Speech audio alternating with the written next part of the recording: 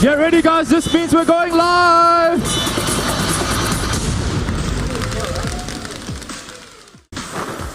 Thank you, Adam, and it's great to be back on the desk once more. My name is Chris, and I'm joined by Wolf Wars in the previous game as well. And wow, what an amazing game number one, to say the least. I'm sure the crowd behind me definitely is going to agree on that. I mean, let's ask the crowd how amazing was game number one. So let's hear a cheers for how amazing game number one is. Sounds pretty good. Sounds pretty good. So, I mean, for the most part, you know, that Bundo Pig was just racking face. He was almost like the raid boss of any dungeon. You know, you just can't kill him, can't touch him. I don't know whether you call him a raid boss because he just stands in your face and laughs at you. Do raid bosses do that, Chris? I have no idea, but you thought that you thought that you have taken him down, he'll just regenerate back up and say, that's nowhere close to killing me. It's not even in my final. Do you know form. who's the hidden raid boss of the game number one? Who? It's gotta be Wins. Yes. Well, I don't think he's a raid boss. He's not a raid boss. He's the master thief, the king of thieves in game number one. That Baron Steel was just so epic. It would go down in the book of records for League of Legends. That's right, so let's hype it up for game number two after exciting game number one. Let's hear for all the TPA fans in the crowd. Let's hear you cheer out for TPA. And for the TPS fans, let's hear you scream. Come on, TPS fans. Woo! All right, we will be going into the game very, very soon as we are into the picks and bans.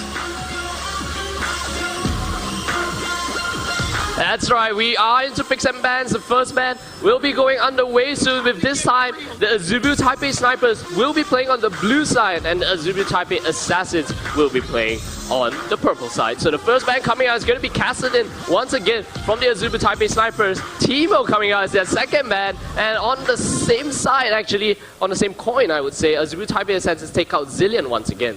Right, it's almost like a very specific ban that they have install for the snipers as well. So I think Taipei Assassins, for the most part, they'll be going for what happened in... It's going to be Elise. Yeah. And they're not going to just... Okay. Well, I would say leave Elise open because even when Wins was playing Vi, he still stole Baron from under their noses. So let's see what Azubu Taipei Assassins decide to go for their third and final ban of game number two. And it's not just stealing away the Baron from a normal jungler. He stole away the Baron from a jungle Nunu, where we thought that it's almost impossible with that. Oh, it drew the Vi ban this time. So Elise is one of Win's more comfortable champion. And in this game, or at least game number two, Thresh has been left open. And Azubu Taipei Snipers have decided to lock that one in. Right, that should be going into the hands of Mistake there. We have seen Mistake play that Thresh in one of the games in the GPL round stages, and that was a fantastic game for him as well when he played that against Hong Kong Attitude. It's freshly imprinted in my mind because that was where he anticipated the flash coming in from the mid laner back then. But with that said, we are going to be looking at Taipei Assassins and the picks instant lock Elise from there. They don't want any of that to go to Win. So taking out the Vi and having that Elise for themselves, a very good call coming in from Taipei Assassins at this point of time. Yeah, it must have been in their strategy, or at least in their playbooks coming in, knowing that Azubu Taipei Snipers might have decided to go for that Thresh priority pick for Mistake. So what they have here is denying Lee Sin and Vi away in the ban phase and immediately stealing it away from the King of Thieves himself. So no Spider Lady for Wins coming in this game, but we may see an Olaf jungle, or even possibly Olaf in the top lane being played by Zonda here. So let's just see what Azubu Taipei Snipers decide to go for in game number two. Right, and it already looks like a more solid lineup coming in from Taipei Assassins. For the first game, pretty much it was something like a romance of the three supports. We saw that three supports very much in the middle lane with that Nunu, Lulu, and Leona. And we see that Vayne lock-in coming in from Taipei Snipers, and looks like this time around they are going to favor that Nunu pick for themselves, so it's going to be locked in, so we do have a very strong combo that's going to come in. I could just imagine the trash talk coming out right now. Win's telling Dinter, this is how you play Nunu. Watch me in game number two. That is going to be rough for TPA right there. So, I don't know, man. We are in a meta when marksmen now, they are seen to be the less impactful character in the game.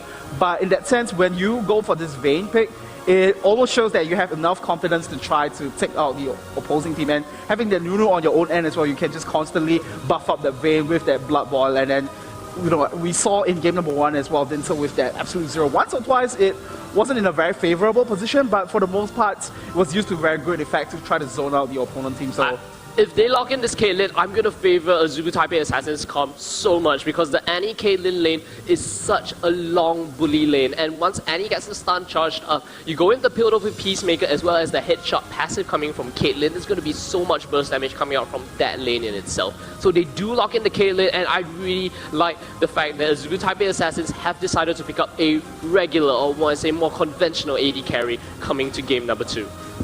Right, in that sense as well, we did see Jay play a fair bit of Annie in his own time in the GPL round stage as well. Played 4 Annie games on himself. Definitely very comfortable on the Annie pick, and he has played a lot of the Annie pick in the LNL as well, the Taiwanese League. So he should be able to do well on this Annie pick. And it looks like Taipei Snipers this time around, they will have that Shyvana as well as that Ziggs on their own end. And Taipei Assassins this time around, they want to have that 400 HP regen on their own. My question is, how did Mundo get left open all the way to the final pick in game number 2 when Mundo made such a huge impact in game number 1? I guess it's a matter of priorities here because in a sense between Shyvana and Mundo, you can easily still switch that around, but in a sense there were a lot of highly contestable picks like Fresh, Gragas as well, Elise as well. So all these little picks will all come into effect, and eventually we should be seeing that Mundo come into play for Taipei Assassins. So let's take a look at the team compositions for both teams now as the lock-in has been secured for Taipei Assassins. So for Taipei Snipers, they do have the Shyvana up in the top lane, and then they do have that that Nunu in the jungle as well, and that Ziggs in the mid lane. So they have a combination of a little bit of a poke, and then they have that all-in potential coming in from Shyvana as well as that Fresh pick on their own end. So in a sense, a very well-balanced team composition. You switch that over to TPA now, they have a little bit of a pick potential coming in from Gragas because with the explosive cast, you should be able to separate everyone, and then you let Elise come in for the cleanup, for the execution, and then you have Caitlyn as well, who is so good at sieging turrets at this point of time. So in that sense, both teams are playing a bit more of a conventional game in this game number 2. Yeah, that's right. So as you can see on your screens now, it's going to be Azubu Taipei Snipers playing on the blue side and Azubu Taipei Assassins playing on the purple side. So the team comps and the timers are actually already locked in and ticking underway. We will be heading to Summoner's Rift for game number 2 in this best of 5 series. Azubu Taipei Snipers will be taking on the Azubu Taipei Assassins. Azubu Taipei Assassins need to win this one in order to tie it up 1-1. And if the Azubu Taipei Snipers decide to go in and demolish Azubu Taipei Assassins in game number 2, it's just going to be match point for them in game number 3. Right, so it's a all-important game, especially for Taipei Assassins. And in the introduction video where we saw what happened for game number 1 as well, both teams really favored the momentum that you will be able to build with the victory of game number 1. So Taipei Snipers, they are the one with the just riding the momentum right now. But Taipei Assassins, they need to regroup again. And like what Kailing mentioned right at the start at the desk here is that Taipei Assassins back there at the World Finals, they were the ones to drop the very first game, and then subsequently they came back to build 3 more games for themselves. So we shall see what is going to happen for game number 2 here. Taipei Snipers going to start things off for the blue team, and Taipei Assassins on the purple side. That's right, so let's kind of take a look if any early level invades will come in. We saw in game number 1, the Azubu Taipei Snipers went for a cheeky late invade into the blue buff and managed to chase Dinter, who was on Nunu at that point in time, away. Will Taipei Snipers kind of taste their own medicine in game number 2 because now the Nunu jungle is being held onto by wins, and Nunu is one of those kind of junglers that you can somewhat easily bully out in the level 1 phases of the team fight, and having Gragas as well as Mundo in your team, that's going to allow you for a lot of early game, checking potential from the barrels as well as the cleavers. Right, it's almost like Taipei Snipers, for the most part, they are the ones to kind of break the level 1 gameplay meta, because for a lot of teams now, they tend not to favor so much of the level 1 invades because of that reduced gold count that First Blood gives you. But in a sense, Taipei Snipers, they are still one of the few teams in GPL to favor that level 1 engage, as we saw in, that level 1 invade, as we saw in game number 1. But this time around, I think you're absolutely right. They have their worries, they have their thoughts into this, and in that sense, I don't think they are going to go for the invade now. Yeah, so I just want to point out something different that the supports are doing, because in game number 1, we actually saw Jay come in with a relic shield on his Leona, and this time he has opted for the Doran's Ring, a very similar start in what Mistake did in his game number 1 when he played Annie. And this time he's not playing Annie, decides not to go for maybe a Doran shield on the trash, but instead goes for the ancient coin for the additional gold income generation. Right, and in that sense, he should be using that ancient coin. We'll be upgrading that to the Talisman of Protection soon to give that extra mobility that his team needs. Because on the side of Taipei Assassin, they have a lot of chasing potential. Coming in from Archie with the ultimate, with the sadism, should be able to chase up to anyone. And then having Dinter as well with that Elise pick, with that Ratal, it's such an effective initiation tool.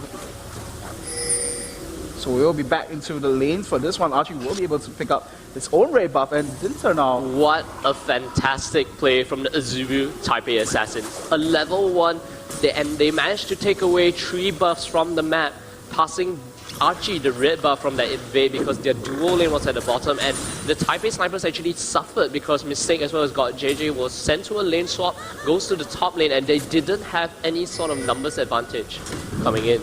Right, and Taipei snipers now, they want to react to what exactly happened. Actually, Taipei Assassins now, they are the ones to actually move with the lane swap here. So in that sense, it should give God JJ a little easier time in the top lane. Because, you know, when you're facing up against Caitlyn as a Vayne player, you might suffer some early game engages. Because it's rather difficult to trade with that long range. Yeah, that's right. And I think Azubu Taipei Assassins understood this lane matchup quite a bit more and predicted the fact that God JJ as well. Whoa, the death sentence will hit, and a nice play coming in. The proc of the Silver Bolts will come in and take Archie down to less than half HP. And as a Mundo, no matter how much regeneration you have at this point of time, another death sentence into play into Silver Bolts combo will most likely take you down. Right, I like this movement coming in from Dinter as well as Jay. So whoa, Dinter actually the one coming in as well as Jay, and then we have the stun, the cleanse coming out from God JJ, and now Annie coming in from the sidelines wanting to get the stun in. So a roam all the way from the bottom lane all into the top from Jay here. Alright, so a little awkward moment for Jay there. He wanted to move in for the initiation, but it's not going to happen anytime soon. And if you look at the map at this point of time, you know, there's a lot of efforts for Wins to stay in the mid lane as well. Some of the reminiscences of what happened in game number 1 for Taipei Assassins. So Taipei Snipers using their sister team strategy against this is so unlike how Taipei Assassins used to play.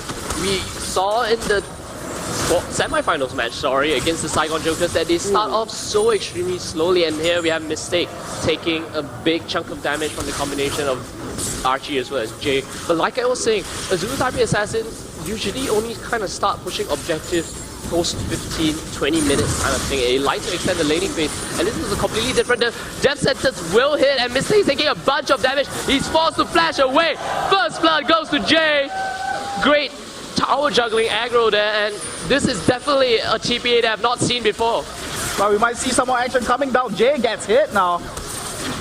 That's right, he's forced to flash away from that one. The Silver Bolts proc will not hit. There's no ignite on that side of the map from the Azubu Taipei snipers at this point of time. And it does seem that Azubu Taipei Assassins will be content to continue to push down this top lane outer turret. Right, and like you mentioned, it was a very awkward moment as well. And it's a very interesting moment for these 3 players on the side of Taipei Assassins to be moving into the top lane. It's almost like they have a lot of confidence in their ADCs here, because in game number 1 as well, we saw for a very long time that God JJ was just left up alone in the top lane to go up against Morning. So this time around, it's going to be BB that's the one who's going to have Jay. a solo 1v1 action.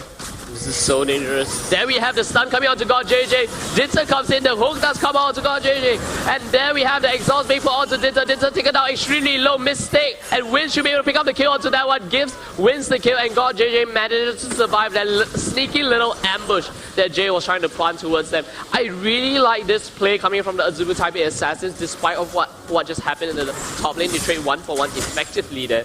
And sending BB just to free farm against Zonda, having Caitlyn up against Shyvana. Shyvana's not going to do anything to you. Right, he can't do anything against that long-range sniper that Caitlyn is going to bring to the table here. And BB is farming very, very comfortably into this one and bringing the hurt to Zonda as well as we look at his health bar here. About half health down already. Now, we haven't really talked about the mid lane much, I just realized, because both Oreo as well as Morning hasn't. It's very unlike game 1 because they didn't really they actually started out dueling each other in the early stages of the game, with Morning actually coming on top with the first blood. We saw that Gragas against Riven, but this time both of them playing conventional AP champion Ziggs against Gragas. They've decided to play quite passively and just farm up, get their items. They are even mirroring each other in terms of items here. Right, so in the sense, at this point of time, Taipei Assassins have a slight goal lead, 300 goal lead, not too much, but with all these little lane swaps coming around, it's going to start to show its effect. And that was exactly what happened in game number 1 as well, because Taipei Snipers decided to go for the lane swap. That's why for the first 20 minutes they were at the sitting back end. We might see a replication of what happens here as Taipei Assassins, they are going for the dragon here. They should be able to take it with ease, but Wins is right around the corner with Oreo as well, so Taipei Assassins will decide to play this cautiously. And the buff rotations are up already at this point of time, so on the side of Azubu Taipei Snipers, both the red and the blue buff is actually up. Wow, nearly getting the death sentence there onto Archie, even hinting that it's probably not going to do anything because I don't think they want to dive a Mundo under the turret, especially since he will be about to hit level 6 very soon, so he will have the sadism up to give him that immense amount of health regen. So a good rotation by the Azubu Taipei Snipers and stalling out that dragon a little bit, and that silver bolt prop. Very good synergy coming in from both Mistake as well as God JJ. Mistake landing those death sentence and plays, allowing God JJ to pick up those auto attacks and proc the silver bolts.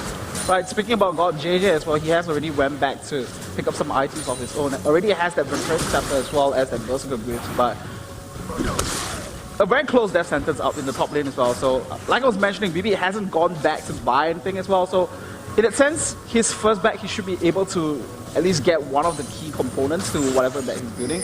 Maybe like a BF sword or something like that. So that's something that we will have to look at. Interesting. Morning hasn't made that blue buff transfer, or at least Dinsa hasn't made that blue buff transfer to Morning yet. So that may be an opportune time. Well, we do actually have the death sentence coming. The play on the sidelines as well. Winds coming in the blood boil. Archie taken down very low. Will be forced to pop his sadism at this point of time. And in that moment, we do have BB as well as Jade take down the bot lane outer turret. That has extended the goal lead of the Azubu Taipei Assassin to about 600 gold. It's very interesting to see God JJ on Vayne this time around. It's almost like a form of intimidation over to BB because BB was the one to favor that Vayne pick a lot in the GPL round stages. He played 6 games of Vayne and 4 of which in which he had the victory. So this time around it's almost like God JJ just showing his ex-mentor a lesson here. Now, I don't know about that because God JJ has been an incredible marksman. He leads the Azubu Taipei Snipers in terms of KDA. He's had an average of 11.8 KDA in the entirety of the this GPL winter season compared to BB with only a 6.97. So I think the bragging rights at this point of time would go to God JJ in terms of this season, but let's not forget that BB is the Season 2 World Championship. We cannot forget that. We cannot forget that. The most important achievement on this. We did see Taipei Snipers Wins pick up the dragon over there, so that will pull the goal lead back, right back on equal ground here, 13.1 thousand. As we go back for the lane swap once more, so it's going to be BB and Jay moving up to the top lane now. Yeah, this is kind of how you use a Caitlyn Annie lane. Caitlyn has such a long range and is able to clear waves easily, and so can Annie kind of help in that. So once Caitlyn kind of clears the wave, you shove your minion wave to the turret, and then you just use the long range of Caitlyn to poke down the turret as much as possible. If anyone decides to get engaged on you, you always have Annie there for the counter initiate as well as the kite potential from her stun. So it's a pretty safe lane in general as long as you kind of had the warding entrance. Whoa, Jay taking out extremely low. Forced to flash away, has already used the stun onto that one. Now BB in a bunch of trouble now. Will he be able to escape from this one? He flashes away into the 90 caliber net and manages to escape from a full health Shyvana as well as Nunu. And now Morning comes in, knocks, wins back into the fray. Jinta coming in with the long range flash cocoon, gets it onto Wins, gets the execute now, and then finally you get the Ace in the hole coming in. Zonda seems to be able to get away from this one, so they will only get 1 kill from that. In response, the Azubu Taipei snipers will start pushing onto this bot lane outer turret on the side of TPA as well. So that gang, very successful actually. Whoa, great death centers coming in into the play as well as the condemn. This is one of the crazy things about the Thresh as well as Vayne lane, because you can kind of combo up your skills together just to get the condemn, second proc of condemn. Right, so very interesting interaction between Thresh and Vayne there, but you have to remember Archie still has his ultimate up, so he should be able to do well on his own, not to get caught out there, as we see Oro just shoving out the lane very aggressively there. And that was the story for game number 1 as well. Oro is a very aggressive laner in that perspective, and we got to see that show in the CS difference now. He's sitting at 119 CS as compared to Morning at 89 CS. But Morning did make some impact up in the top lane as well. Very timely roam with that 4-man engage, and that managed to bring them forward once again with that turret advantage. Oh, they really want to catch Jay out here, but Jay does have the Tibbers stun, does not have the flash up just yet though, so he can still possibly escape from that one. Zonda taken down extremely low. This seems like a deja vu.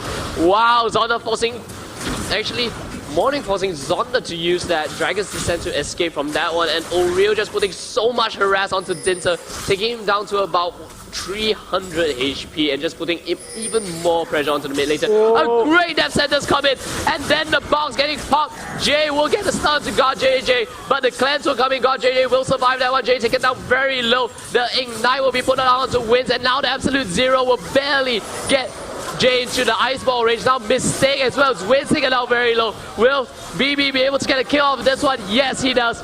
Support for support trade in the bot lane, and not focusing down BB was a huge mistake in that game, and the fact that God JJ got taken down so low and nearly died and had to leave the fight was a key factor in Azubu Taipei Assassins trading 1-for-1 there. You had to take a look for the fact as well that Wins with that Consumers will manage to keep himself alive. So Mistake, even though with the flash, he just had to go down to the ace in the hole. You just can't avoid that. Look at what damage coming in from God JJ has decided to pick up. Triple dagger into the Bilgewater Cutlass. So that's going to be the Blade of the Ruined King being picked up soon, and possibly even a Static Shift or a Zeal being picked up by God JJ here on his Vayne. He wants that multiple dagger thing. He just needs to stab TPA right in the heart there to try to get the win here. And there we have a dive onto Oriel. Oriel will be getting this chain CC down, but he managed to take the ride on the Dark Passage to escape. Dinter sorely out of position. And there we have the counter kill coming in from the Azubu Taipei snipers. Alright, so very good pickup there coming in from the snipers. They will be happy with that, so they will equalize the kill count here, 3-3. And the goal gap still very close as we see Wins meeting up with Archie here, close at the Dragon Pit. Yeah, and there we have got JJ Split pushing the bot lane, actually managing to pick up that bot lane outer turret. They seem to want to collapse onto God JJ at this point of time. Morning making that deep rotation into the red side jungle. Or the blue side jungle, the red, but meeting Wins in the process, and he's like, I don't care about you, Wins. All I want is this guy on Vayne. And there we have the combination coming in. Morning taking out extremely low, forced to use the explosive cast defensively, and now the Timbers coming out. No stun, just that excessive amount of damage on Annie's ultimate at this point of time. Very dangerous moment for God JJ there, and fortunately for him, Morning didn't have the damage to burst him down right off the bat and managed to survive there as well. So BB doing his job as the AD carry of Siege here, ace in the hole onto Oriel there, almost taking him out in the process. So all this turret advantage that TPA has managed to pick up for themselves is all credits to BB. So in reference to Kailing once more, who is always giving praise to BB in that perspective. Well, he is 2-0 at 0 this game in 15 minutes, and he does have the Bloodthirster already completed. Wow, so close, that death sentence. And I must say, when I say that TPA isn't really playing the game that we are used to seeing them playing, TPS isn't playing the game we are used to seeing them playing either, because upon 11 minutes, we see a switch turn on in TPS's eyes.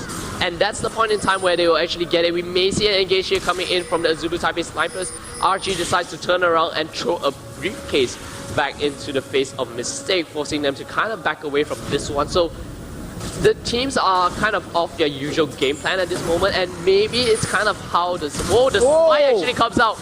And Archie actually managed to get that one despite the smite coming out. We do have the Mega Inferno Bomb coming out. Got JJ KO extremely low, gets caught by the cocoon into that venomous bite, and wow, BB actually surviving that one.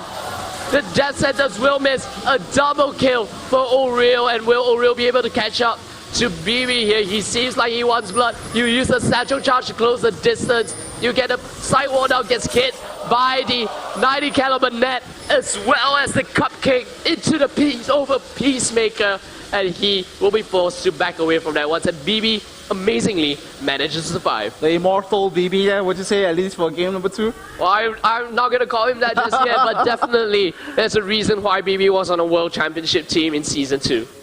That's right, and I guess very much so, the whole reason why they have switched up their playstyle is you cannot forget that they are sister teams, so it's very difficult to try to replicate your old strategies against another team who is so familiar with how you play in that sense.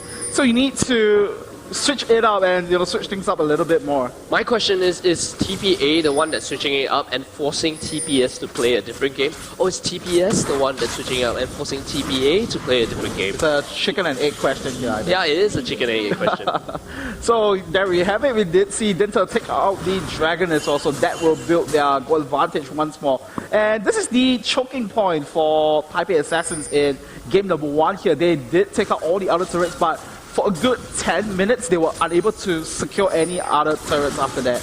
And let's see if this will repeat, but in that sense, they did not have any marksman carry role in the first game here, but they do have Caitlyn now, the ultimate sieging champion, so they should be able to do somewhat better than that. No, the Talisman Ascension has been popped. The Death Sentence will wind up but not connect onto anyone. We then have the Mega Inferno Bomb clear out the entire minion wave, and a great siege attempt coming in from the Azubu Taipei snipers. Just one wave, well, not exactly great, but nevertheless a good attempt.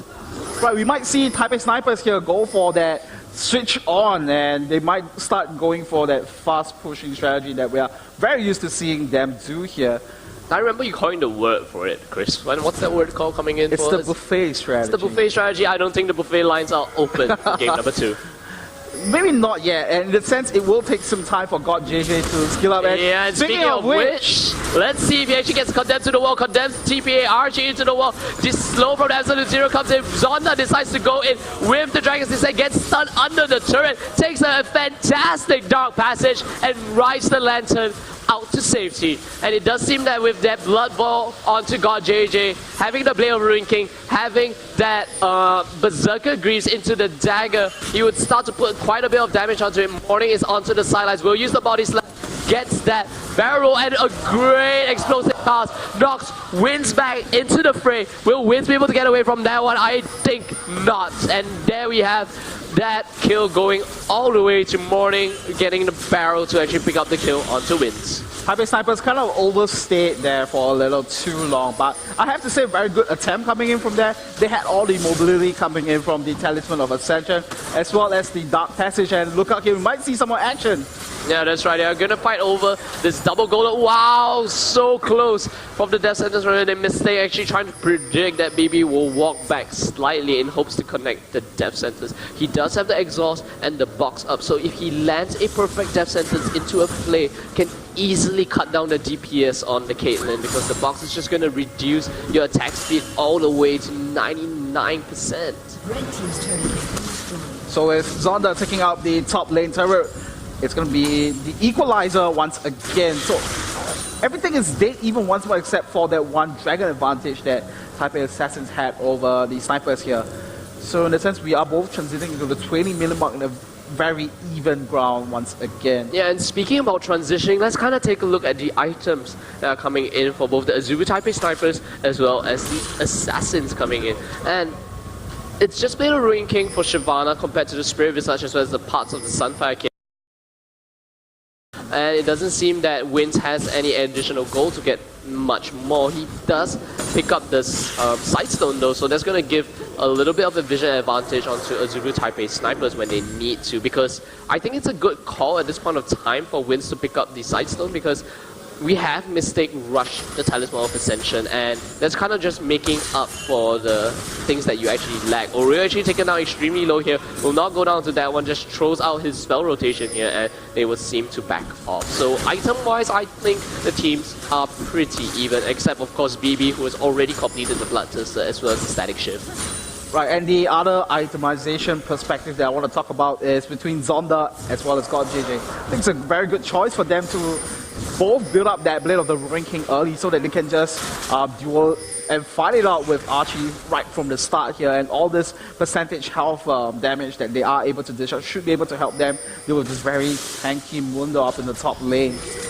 Yeah, I really like the choice of who buys the Sweeper Lens the moment you actually hit level 9 here, because the one that's been doing the most roaming on the side of Azubu Taipei Snipers has actually been Wins, and Nunu has been just visiting the lane and supporting as many people as possible. On the side of Azubu Taipei Assassins, on the other hand, we actually have Jay, the support Annie that's been roaming the most, and having the Sweeper Lens.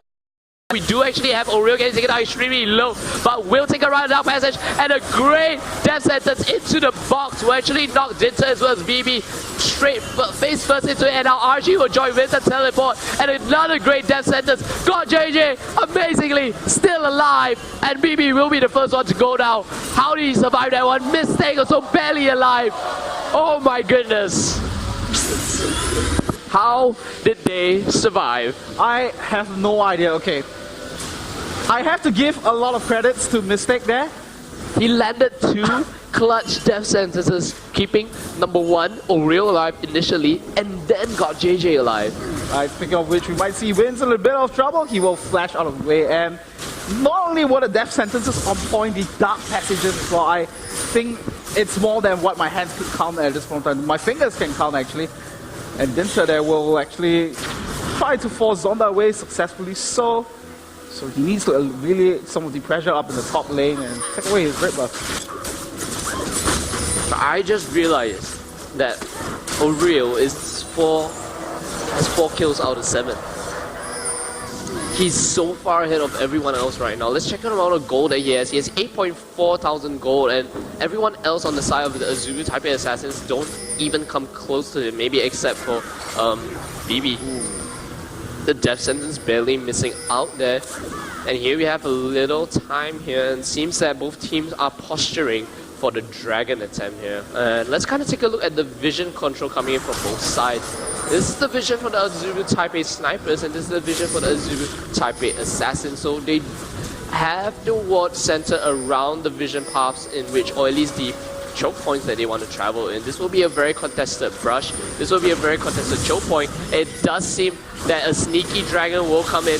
Both Zonda is actually stunned up. He most likely will go down. Couldn't even bring out the dragons instead. BB getting chunked out extremely low from the bouncing bombs, as well as the Mega Inferno bomb on the ultimate from Oreo there. So they do manage to pick up Dragon and lose Zonda in the process, but Azubu Taipei Assassins are on the hunt and they want some blood. They want to try to out-rotate Azubu Taipei Snipers here. Dinter gets hit in the face by a bouncing bomb, and it doesn't seem that Azubu Taipei Assassins will want to go in for any sort of picks, but instead decide to push in on this mid lane inner turret. Having BB on your team at this point of time with Kaden already getting, wow, a great sentence. Death sentence comes in, and there we have the box. Not gonna hit anyone at this point in time. Dinter actually taken out very low. God JJ on the outside, also taken out extremely low. But we do have Oreo picking up the kill on that one. They trade a support for AD carry. God JJ has to be extremely careful. He's so low at this point of time. And now BB is still extremely healthy. Archie just part of his sadism to kind of regenerate some of his HP back at this point of time. It doesn't seem that Azubu Taipei Assassins will be able to kind of take down this mid inner turret because the snipers have managed to hold them off. Right, so initially it was a pretty good call for Taipei Assassins to try to take down the second tier mid turret, but there's just too much raw power on the side of Oreo. They're already finishing up the Athene's Unholy Grail as well. As that extra magic penetration that's gonna be hitting Taipei Assassins pretty hard. And with all that area of effect clearance as well, he was able to just repel away Taipei Assassins. So in that sense, while Taipei Snipers, they picked up the dragon for themselves, but Taipei Assassins not too bad. They picked up the half dragon in forms of Zonda there. The half dragon lady, indeed. So let's kind of see what O'Reilly decides to back up and buy, so he did get the needlessly large rod, has the pieces of the Rabbit and Death Cap. That's another power spike that's gonna increase his burst potential even more. And there we have Dinter getting caught in the jungle. I don't think anything's gonna happen because we do have Jay as well as Archie on the sidelines, you know, for a little bit of backup there. O'Reilly being a little Mad Hatton nuisance, the mad scientist Ziggs will be throwing those little chemical flasks of toxin that's going to explode in your face, and the moment he completes that legendary storm, and those chemicals will start to burn quite badly. Right, that's very true there. So a lot of contest around the blue side jungle for Taipei snipers. Yeah, there, Dinter did manage to Dinter managed to get the blue buff in the process here. Morning meets up with Zonda, will use that explosive cast to disengage out of that one. So once again, pretty much a very still game at this point in time, very even, but back and forth trading of objectives here. I don't know, stale's like stale bread, and you don't want to eat, you don't want to see, or you don't want to watch stale bread. It's more like, what you say, they're playing safely, they're playing cautiously this game, and at least it doesn't grow moldy. So. I don't know, I think stale bread actually grows moldy. Okay, at least at this point in time, it's not growing moldy yet.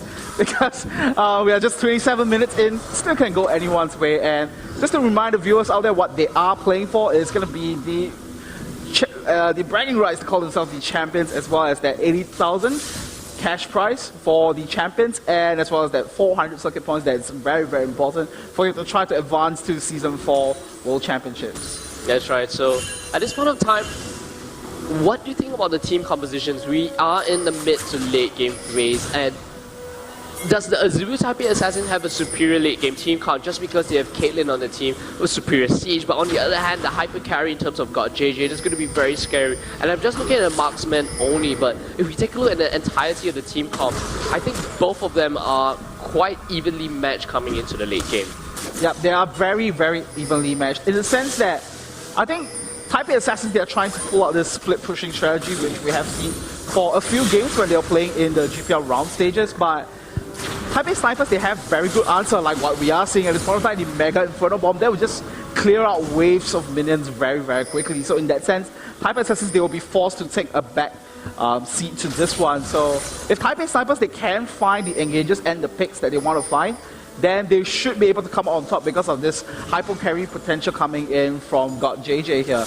And they do have a lot of lockdown from Mistake as well.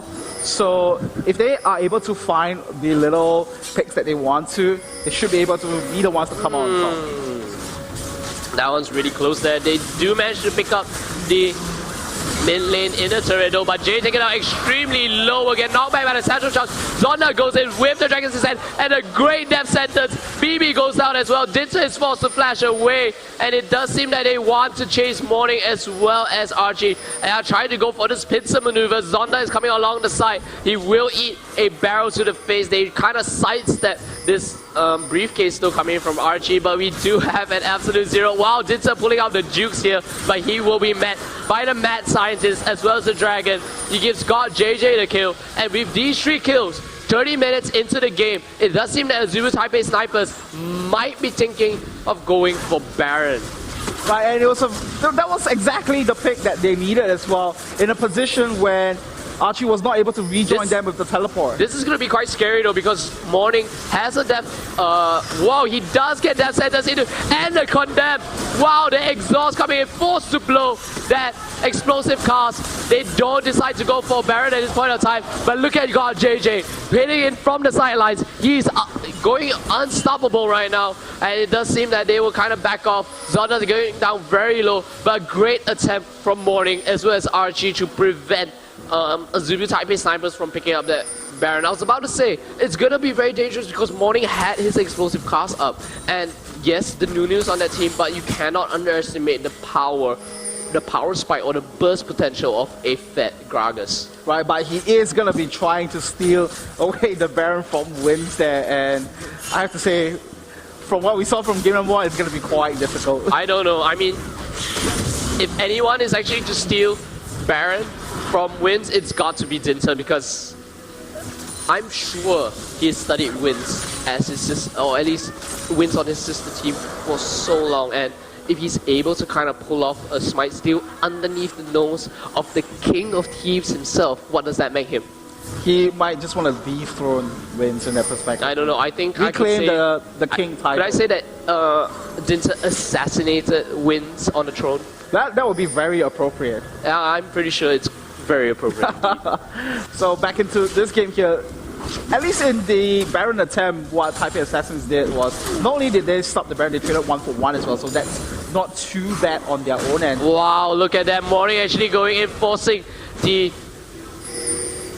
Dragon's Descent out of Zonda here. So a little bit of a duel coming in from the mid laner, from Assassins, as well as the top laner from Snipers. So sweeping lens being picked up now by Mistake as well, because now he has already completed the Ruby Sightstone. So let's kind of take a check at where everyone is standing at this point of time. And we are hitting a point where everyone is switching up to the sweeping lens to contest for all this objective and vision control. Yeah, we do have the Azubu Taipei Assassins kind of posturing for Baron. They want to get the vision control out. We don't have a lot of vision coming in from the Azubu Taipei Snipers at this point of time. This is a very dangerous brush because of the fact that, you know, it happened in game number 1. Azubu Taipei Snipers were the ones that were capping that lane, and now we do have the sadism being popped from Dr. Mundo, and they really want some. Ooh, wow, that's a very great synergy coming in from both Mistake as well as God JJ. God JJ that's stuck in there, put in a few auto attacks before saying, hey, I'm out, gonna take the Dark Passage. So I know something that some of the pro players have told me about the Trash Lantern, because if you actually stick a ward on top of where the Dark Passage is, it's going to force them to actually click on the pink ward, because the pink wards are now visible, so they can never click on the lantern, and every time they try to, they only auto attack the pink ward. That's a strategy and a sound advice from both, ladies and gentlemen. You might see that happen in solo queue later on. That's not advice from me, that's stuff I heard from pro players. Translated into advice then. Alright, sure. Dispensing advice in game number 2 here. Right, so despite the fact that Taipei Snipers, they are up in kills, but both teams still very equal on goal here, and we have to give the main credits to BB there, who have been pretty much out farming God JJ for the most part, but God JJ is hitting a stage where he's scaling up to be that hyper carry that we are all very fearful of. Having that Phantom Dancer completed as well as that Barrel Ring King, he should be able to fight very comfortably. And on the side of Taipei Assassins, they do still have that burst coming in from morning to try to take him down right off the bat. But it's hitting a stage where it's going to be very, very difficult. And wow, Jay nearly getting taken down there by the Mega Inferno Bomb, and he's very lucky to be alive for that one. He still had his flash though, so if he was in any precarious position, he would have needed to blow his flash, but it does seem that he didn't need to do it this time. And look at that, we do have the Azubu Taipei Snipers trying to chase down to Dinter. All the Spiderlings have gone down already. They put a wall in, throwing more bouncing bombs. BB will be there to try to deter them as much as possible away from Dinter. So here we have a little split push going on both the top laners. Once again, it's kind of the duel of fate by both of them, because, you know, we saw in the intro video how they were trash talking each other and they just wanted to, you know, Zonda said that Archie can't really beat me in the top lane. Archie said, you know, Zonda can't really beat me in the top lane either. So I'm pretty sure both of them were quite even in game number 1, and they want to butt heads again in game number 2. Right, by that sense, Zonda seems to be doing a little better in terms of farming, but Archie finding one more kill for himself. And what we saw in game number 1 was Zonda just absolutely being that huge zoner with that health regenerating window for the most part. And let's see if Archie will be able to replicate that result for his own. And I'm looking over to Morning now, once again picking up the Abyssal Scepter to try to insta-burst Oriel in that sense, but we do see God JJ before, you know, that whole little engage happened in the mid lane, is that he does have that protective measure in that Banshee's Veil to try to negate away a lot of that burst damage coming through from Morning. So it's going to be a difficult task to try to catch up to him. I don't know, man. Team comps are so similar outside of the 2 jungle picks coming in for this game. Wow, I actually missed the kill there in the mid lane with Jay just being completely destroyed by Oriel. That's how powerful Ziggs is at this point of time. And look at that one bouncing bomb actually chunks BB for a good deal of his health. Dinter taken down to about 2/3 health there from 2 bouncing bomb combinations. And look at what Azubu Taipei snipers decided to do here. You have actually O'Real kind of being zoned out. O'Real will be taken down here. And it's kind of going to force... Oh, we do have the explosive cast going completely haywire. But it does continue to aggro onto Baron. And this is a very dangerous position. Wins does have the smite though. Wow, no, he's not going to get it this time. Dinter keeps the Baron in his favor, and oh my goodness, what a dark passage, unable to save Winston. God JJ now in a bunch of trouble. God JJ still alive, will not be alive anymore from the ace in the hole. The only one alive on the side of the Azubu Taipei snipers at this point of time is going to be mistake. Zonda was pushing in the side lanes, so the distraction there from Zonda wasn't enough to deter Azubu Taipei assassins away from the Baron buff, and a great play coming from Morning to use the explosive cast to continue the aggro onto Baron, and then they managed to pick up the Baron from themselves. Right, and a very crucial play for Taipei Assassins as well, because we saw Oro just pretty much overextending there, and then he got caught out in the cocoon, and we have some engaged in the mid lane. Zonda getting taken down to about half of his HP there. And yeah, what we saw was Ori actually overextending himself. He was outside of the Baron pit, as we look at a replay wall what actually went down in the process. So first, O'Real just got dropped down immediately, and we saw Archie join in the fight with the teleport as well. And Morning, with the explosive cast not hitting anyone as well, but at least he managed to keep the aggro onto Baron. They pick it up for themselves, and this was when Taipei Assassins just turned the game around against Taipei Snipers here. So the Dark Passage managed to buy some time for wins there, but with the output from TPA there was too much for Taipei Snipers to handle, and that's why Taipei Assassins had the upper hand in that one. Yeah, there we have actually what you missed there during the replay was that getting busted out, and a great death sentence onto BB. They decide not to go in for that one. That was so close. Zonda getting sniped away by the explosive cars right now. And now God JJ in the backline trying to clear as many minutes as possible. But it does seem that Azubu Taipei Assassins will brute force their way into the base, taking the first inhibitor of game number 2 with the Baron buff still in their hands and all 5 members still alive. Right, the passageway has been open for Taipei Assassins to pick up this all-important victory against Taipei Snipers. And in that sense, I think we are starting to see the effects of this Caitlyn versus Vayne. Because God JJ, he's in a position where he can't do much to react to this sieging that BB is able to put out to him.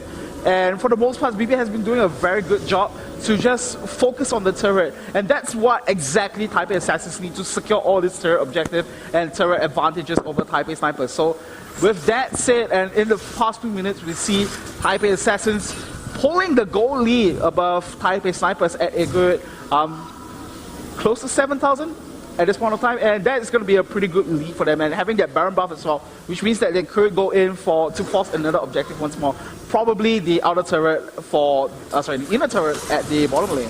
It's a very scary composition that the TPA squad is running. If you get caught by a cocoon or even stun from Annie, or either that or the cocoon from Elise like I was talking about, you will get instantly bursted down by the combination of Jay as well as Morning, as well as Dinter with the execute there on the poison tick as well from his human form. And once you get a 4v5 situation, Archie can just run around the backline, pop the Randuin's Omen once he actually completes that one. He actually decided to opt for the Warmog first, so it's kind of a little hello, I can do Warmogs too since you did it in game number 1. And BB can just stand in the backline extremely safely, especially if it's in a 4v5 situation. TPS needs to stop getting caught out in these 4v and put themselves in these 4v5 situations. They need to fight 5-on-5. And I remember talking about this finals game, and we were talking about how the ADCs kind of interact with each other, and that Vayne is an ADC that needs to join the fight at the very last moment. Ooh. And wow, that death sentence nearly hitting. So God JJ's job at this point of time is to just clean up. But in order for him to do that, Zonda and O'Real as well as Wins need to go in first before God JJ can do any sort of damage. Ooh, BB nearly caught out by the death sentence once again. And it's a very close moment for both teams now. Any one mistake that happens here could easily cost him the game. But BB now still having that long range shooting potential from Caitlyn, and should be able to take out this bottom turret here, and very risky movement there. Wow, the Talisman Ascension we saw was popped there. And it does seem that this wave will allow them to pick up the kill. And a great depth sentence coming in. Dinta will be caught slightly out. The Iron Locket Solari will be popped. God JJ is actually on the back lines. He will instantly cleanse away the stuns. And this time, we do have Mistake coming in. Slows down Archie using the box. And then we have Wiz on the sidelines. And another great death sentence hooking on to Morning. Wiz will try his best to kind of put it down. And then once again, this is the third death sentence hit. How does Dinta survive this one? BB still at full health. So extremely dangerous. God JJ will go down to the takeoff Ignite. BB is the one that's going to carry this game. And that ace will take we'll take O'Reilly down, and this might be the game because the only one that's alive now is actually Zonda as well as Wins. Having Archie as well as BB on that team. Will BB be able to get away from that one? Dinta is still on the sidelines. The Ignite is taken down. It does seem like Dinta should go down from this one. Zonda still wants to fight. BB is being caught out in a precarious position, but look at the amount of damage BB is doing.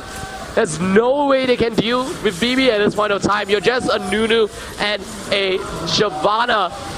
BB just life steals everything back up, and that is it for game number 2. Azubu Taipei Assassins tie it up 1-1 against the Azubu Taipei Snipers. BB is just kiting around. Nexus should go down, and that is it. Game number 2 goes to the Taipei Assassins. We are bringing it to game number 3 with a draw, and what a game it has been. And look at how happy BB is. He's just grinning from year to year. He's like, I've got this, guys. I'm the one that actually managed to do it. And there we have BB doing such an exceptional job, just life stealing away and completely carrying the team on his backs in that final fight. That's right, what an amazing game as well. But at this point in time, we will be passing the time back to Adam. But before that, I just want to comment on the fact that BB, he is the one to really just hard carry Taipei Assassins throughout this match here. That's right, and not only that, look at his score. He's 10, 3, and 6. He has 18.7 thousand gold, 374 minion kills, and that's such an amazing, great play coming out from BB in that last fight. He wasn't even in a position in which he could even try to take him down at that point of time. And even if he did, he just lifesteal back away, and that is it for us at the Casters Desk for game number 2. We'll pass it back to Adam.